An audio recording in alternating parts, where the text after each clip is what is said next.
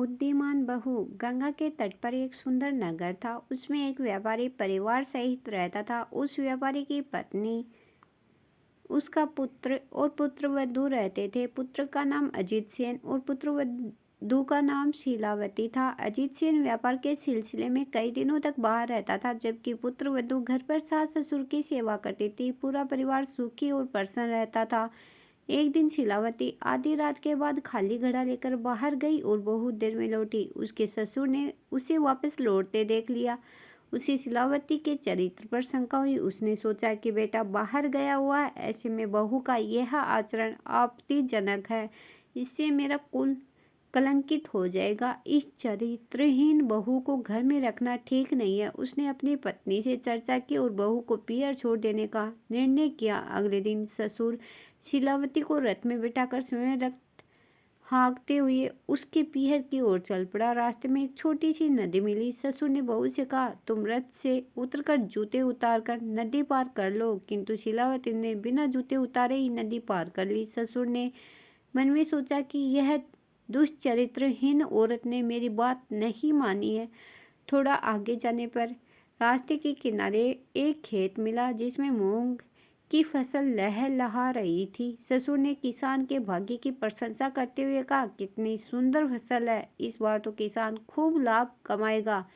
शीलावती ने उत्तर दिया, आपकी बात तो ठीक है, किंतु यह जंगली जानवरों से बच जाए तब न। ससुर को उसकी बात बहुत अटपटी लगी, लेकिन वह कुछ नहीं बोला। कुछ दूर और चलने पर वे एक नगर में पहुंचे जहां के लोग बहुत सुखी और प्रसन्न दिखाई दे रहे थे।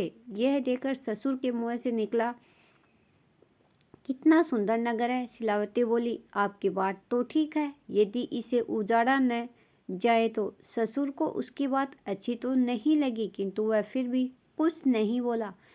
कुछ दूर आगे जाने पर एक राजपुत्र दिखाई पड़ा, जिसे देखकर ससुर फिर बोल पड़ा, अरे वाह, यह युवक तो देखने में ही शूरवीर लगता है। लेकिन शीलावती फिर बोल पड़ी, यदि कहीं पीटा न जाए तो।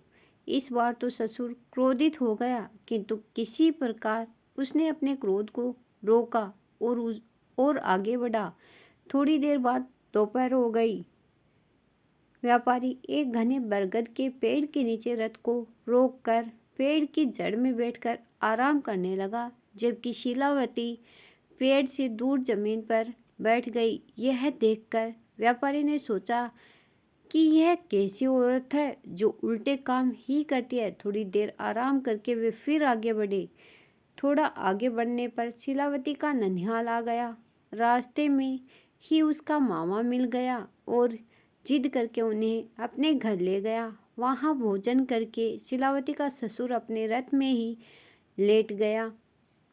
ससुर को रथ में लेटा देखकर शीलावती भी रथ के पास ही जमीन पर बैठ गई। उसी समय पास के बबूल के पेड़ पर बैठा एक कौवा काँव काँव करने लगा। लगातार काँव काँव की आवाज़ सुनकर शीलावती बोली, अरे तू थकता क्यों नहीं? एक बार पशु की बोली सुनकर उसके अनुसार कार्य करने के कारण मुझे घर से निकाला जा रहा है। अब तुम्हारी बात मानकर मैं एक नई आफत मोल ले लूं। कल रात एक गीदड़ की आवाज़ सुनकर मैं नदी किनारे गई और किनारे लगे एक मुर्दे के शरीर से बहुमूल्य आभूषण उतारकर घर ले आई। उसके कारण मेरे ससुर मुझे घर से निकाल रहे हैं। अब तू कह रहा है कि इस बुल की जड़ में खजाना गड़ा है, तो क्या इसे निकालकर मैं एक नई विपत्ति मोल ले लूं? मैं पशु पक्षियों की बोली समझती हूँ, तो इसमें मेरा क्या दोष है? शीलावती का ससुर उसकी बात सुनकर आश्चर्यचकित हो गया। उसने बबूल की जड़ में खुदाई करके देखा तो उसे सचमुच खजाना मिल गया। वह बहुत प्रसन्न हुआ और बहू